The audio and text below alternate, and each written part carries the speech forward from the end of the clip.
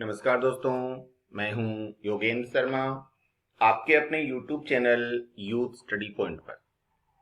आज है 5 जुलाई 2020 और 5 जुलाई 2020 को जितने भी महत्वपूर्ण प्रश्न हमारी प्रतियोगिता परीक्षाओं के लिए विशेष हैं, उन सभी पर हम एक विस्तृत चर्चा करने जा रहे हैं। अपनी चर्चा का विषय रहेगा राजस्थान करंट अफेयर्स के साथ साथ राष्ट्रीय और अंतरराष्ट्रीय स्तर का करंट अफेयर। और वीडियो के अंत में आपसे एक विशेष प्रश्न पूछा जाएगा जिसका उत्तर आपको कमेंट बॉक्स में लिखना है।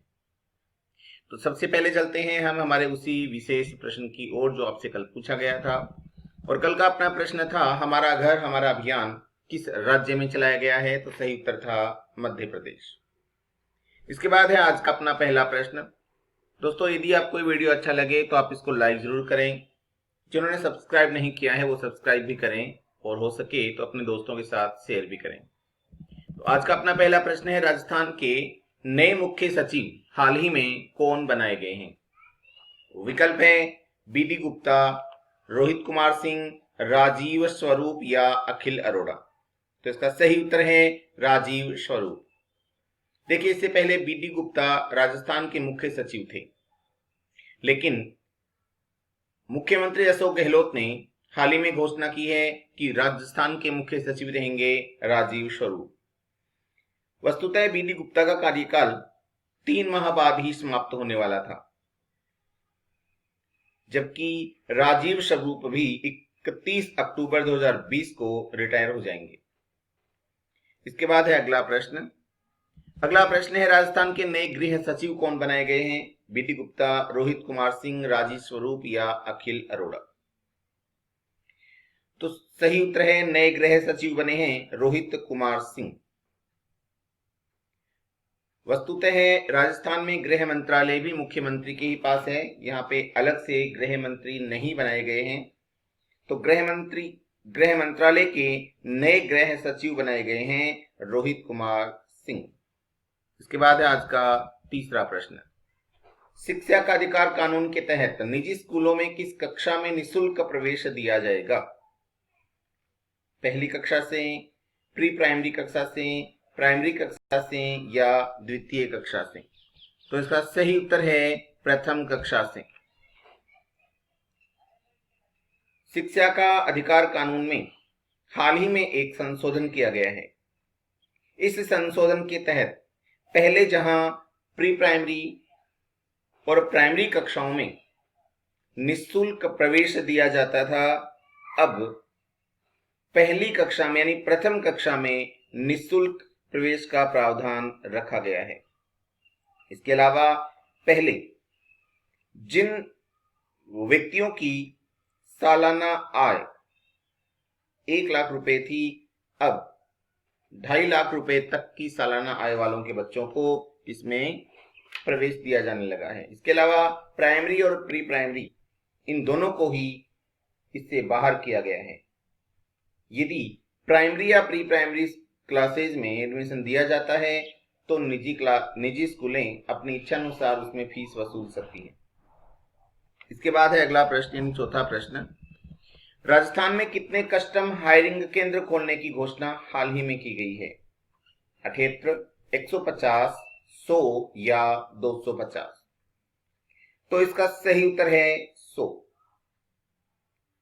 राजस्थान में 100 कस्टम हायरिंग केंद्र खोलने की घोषणा की गई है। हम बात करते हैं कि कस्टम हायरिंग केंद्र क्या होते हैं। तो किसानों को किराए पर खेती संबंधी यंत्र उपलब्ध कराने हेतु अथवा उनकी खरीद फरोख्त करने हेतु सहकारी समितियों व ग्राम सेवा सहकारी समितियों के माध्यम से हाल ही में 100 हायरिंग केंद्रों की स्थापना की है। यानी ये वे केंद्र हैं जहां किसान कृषि संबंधी उपकरणों को किराए पर ले सकते हैं या उनके माध्यम से खरीद सकते हैं। इन केंद्रों पर कृषि यंत्रों की लागत का 80% या अपन ये कहें कि अधिकतम 80 लाख रुपए का 8 लाख रुपए का अनुदान दिया जाएगा। यदि कोई किसान इन हायरिंग केंद्रों के माध्यम से कृषि संबंधी यंत्रों को किराए पर लेते हैं या खरीदते हैं तो उन्हें 80% अनुदान दिया जाएगा, जो अधिकतम 8 लाख रुपए हो सकता है। 8 लाख से अधिक का अनुदान नहीं मिलेगा। इसमें सर्वाधिक कस्टम हायरिंग केंद्र राजसमंद जिले में खोले जाएंगे, जिनकी संख्या 12 होगी, यानी सर्वाधिक राजसमंद जिले में खोले जाएंगे।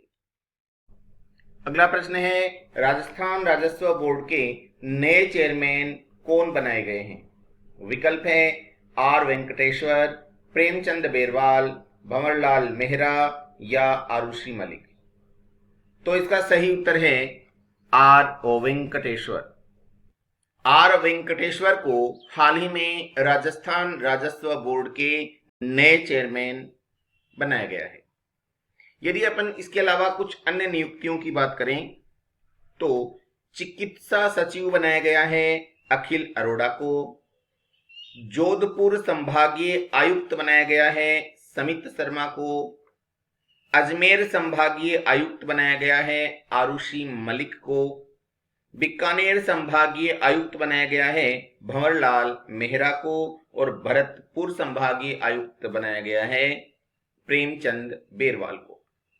ये कुछ नई नियुक्तियां हाल ही में मुख्यमंत्री अशोक गहलोत द्वारा की गई हैं। इसके बाद है आज का अपना अगला प्रश्न। अगला प्रश्न है, किस देश के प्रधानमंत्री ने हाल ही में इस्तीफा दिया है? रूस, फ्रांस, नेपाल या स्पेन? तो इसका सही उत्तर है फ्रांस। फ्रांस के प्रधानमंत्री एडोर फिलिप ने हाल ही में इस्तीफा दिया है। यदि अपन बात करें फ्रांस की तो राजधानी है पेरिस, और पेरिस में कई अंतरराष्ट्रीय संस्थाओं के मुख्य कार्यालय हैं, जैसे यूनेस्को का मुख्य कार्यालय पेरिस में है, OECD का कार्यालय पेरिस में है, इंटरनेशनल एनर्जी का भी कार्यालय पेरिस में है। फ्रांस के वर्तमान राष्ट्रपति हैं एमेनुएल मैक्रों। इसके बाद है अगला प्रश्न।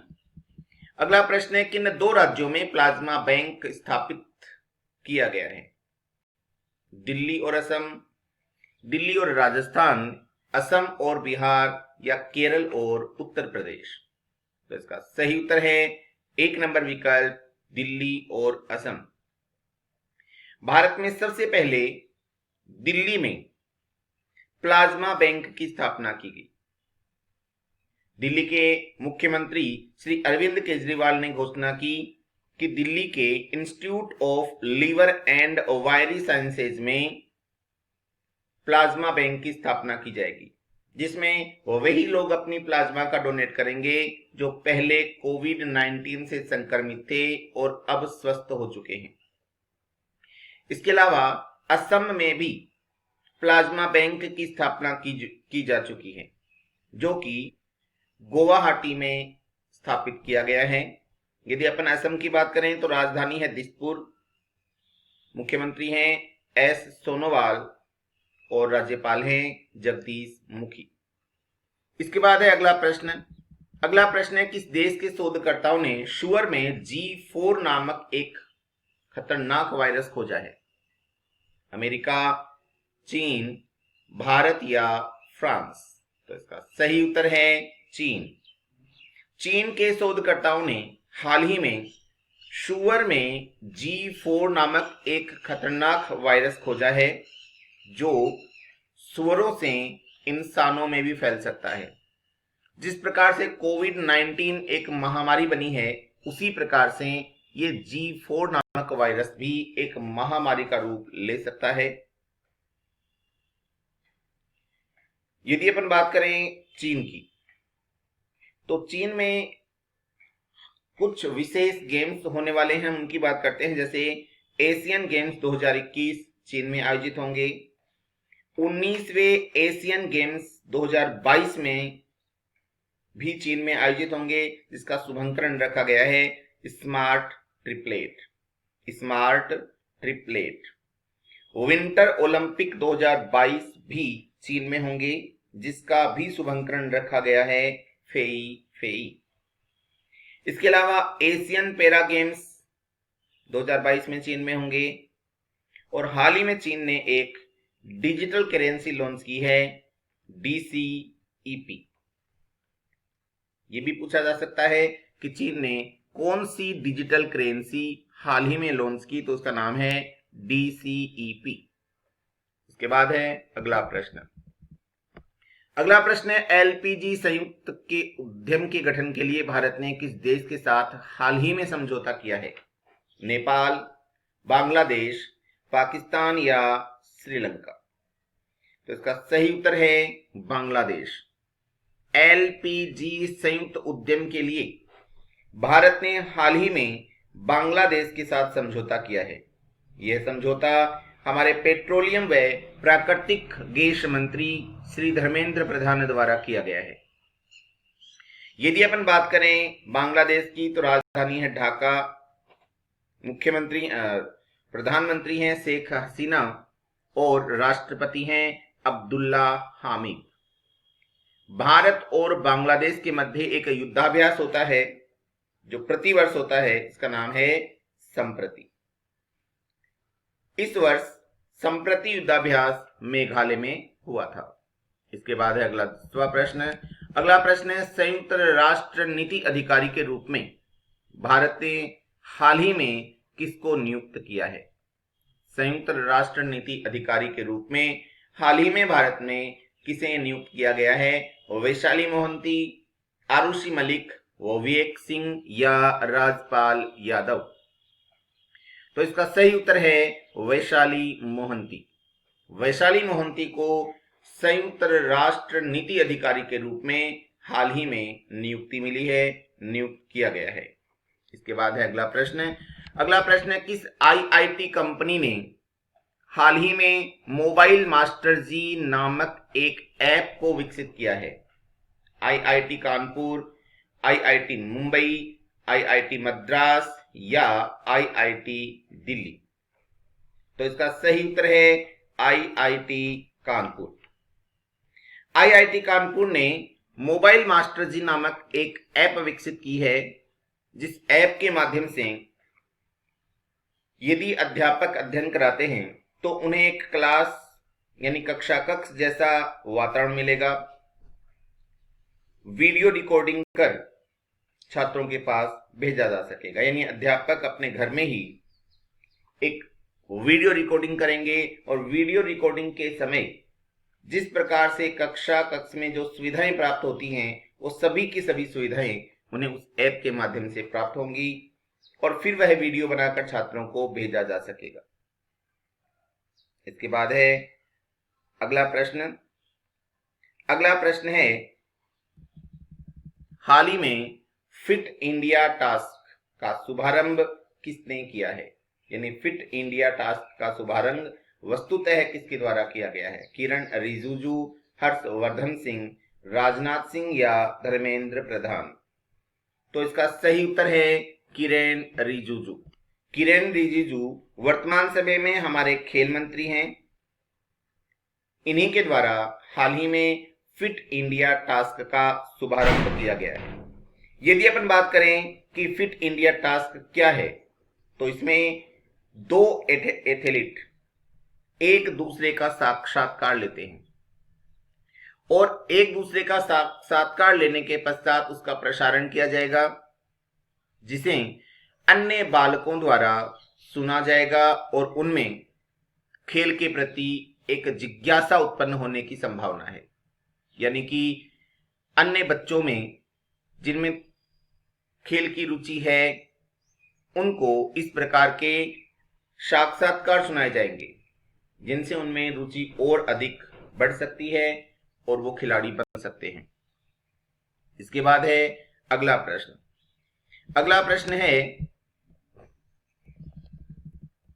आजीवन उपलब्धियों के लिए आधिकारिक सांख्यिकी में प्रथम प्रोफेसर PC महालनोबिस पुरस्कार किसे प्रदान किया गया है? विकल्प हैं चक्रवर्ती रंगराजन, R वेंकटेश्वर, वैशाली मोहंती या देवेंद्र पुरोहित। तो इसका सही उत्तर है 1 नंबर चक्रवर्ती रंगराजन। चक्रवर्ती रंगराजन को आजीवन उपलब्धियों के लिए आधिकारिक सांख्यिकी में प्रथम प्रोफेसर पीसी महालनोबिस पुरस्कार प्रदान किया गया है। चक्रवर्ती रंगराजन भारतीय रिजर्व बैंक के पूर्व गवर्नर रह चुके हैं। इन्हें राष्ट्रीय आय के अनुमान से संबंधित मुद्दों में समाधान प्रदान करने में योगदान देने हेतु यह पुरस्कार दिया गया है। यह पुरस्कार सांख्यिकी तथा कार्यक्रम कार्यान्वयन मंत्रालय MOSPI द्वारा 2020 में शुरू किया गया है, यानी इसी वर्ष इस पुरस्कार को प्रारंभ किया गया है और यह पहला पुरस्कार चक्रवर्ती रंगराजन को दिया गया है, जो कि हमारे रिजर्व बैंक के पूर्व गवर्नर रह चुके हैं। और क्योंकि ये पहला पुरस्कार है, अतः परीक्षाओं में जरूर पूछा जाएगा। बहुत इंपॉर्टेंट प्रश्न है आपके लिए, नोट जरूर कर लीजिएगा। अगला प्रश्न है, रूसी राष्ट्रपति व्लादिमीर पुतिन कब तक राष्ट्रपति बने रहेंगे? 2025 तक, 2031 तक, 2036 तक या 2037 तक? तो इसका सही उत्तर है 2036 तक। रूसी राष्ट्रपति व्लादिमीर पुतिन अब 2036 तक राष्ट्रपति बने रहेंगे, क्योंकि हाल ही में रूस के संविधान में एक बदलाव किया गया और उस बदलाव पर चुनाव करवाए गए। उसी चुनाव में अर्थात जनमत संग्रह में पुतिन के पक्ष में 76.24% नागरिकों ने मतदान किया है, यानी भारी बहुमत उनको इस बात के लिए मिला है। अतः अब वो 2036 तक रूस के राष्ट्रपति बने रह सकते हैं। यदि अपन बात करें रूस की, तो रूस यूरोप और एशिया दोनों ही महाद्वीप को बीच एक अंतर महाद्वीपीय देश है। क्षेत्रफल की दृष्टि से यह सबसे बड़ा देश है, उसकी राजधानी मॉस्को है। इसके बाद है अगला प्रश्न। अगला प्रश्न है, हाल ही में औषधि खोज प्रक्रिया में किस नाम से एक ऑनलाइन प्रतियोगिता का शुभारंभ किया गया है? यानी भारत के द्वारा औषधि खोज प्रक्रिया हेतु हाल ही में एक ऑनलाइन प्रतियोगिता प्रारंभ की गई है। किस नाम से प्रारंभ की गई है? Drug discovery hackathon, drug discovery research, drug discovery movement या ड्रग डिस्कवरी हैकाथॉन? तो इसका सही उत्तर है 1 नंबर ड्रग डिस्कवरी हैकाथॉन। यह एक ऑनलाइन प्रतियोगिता है जिसे मानव संसाधन विकास मंत्री रमेश पोखरियाल निशंक व हमारे स्वास्थ्य मंत्री श्री हर्षवर्धन सिंह दोनों ने मिलकर लॉन्च किया है। औषधि खोज की प्रक्रिया की सहायता हेतु यह एक राष्ट्रीय पहल है। यह दुनिया भर के पेशेवर लोगों व शोधकर्ताओं तथा विद्यार्थियों के लिए एक विशेष अवसर प्रदान करता है। यदि इस प्रकार की विशेष औषधियों की खोज करते हैं तो इन्हें पुरस्कृत किया जाएगा। अतः विद्यार्थीगण इसमें अधिकाधिक हिस्सा ले रहे हैं। इसके बाद है आज का अपना विशेष प्रश्न, जिसका उत्तर आपको कमेंट बॉक्स में लिखना है। आज का विशेष प्रश्न है, कुसुम योजना के तहत राजस्थान में किस स्थान पर पहला सौर ऊर्जा संयंत्र स्थापित किया गया है? विकल्प हैं जयपुर, सीकर, जैसलमेर या बाड़मेर। इसी के साथ आज की अपनी वार्ता समाप्त होती है। कल पुनः कुछ नए प्रश्नों के साथ फिर मिलेंगे। तब तक के लिए जय हिंद।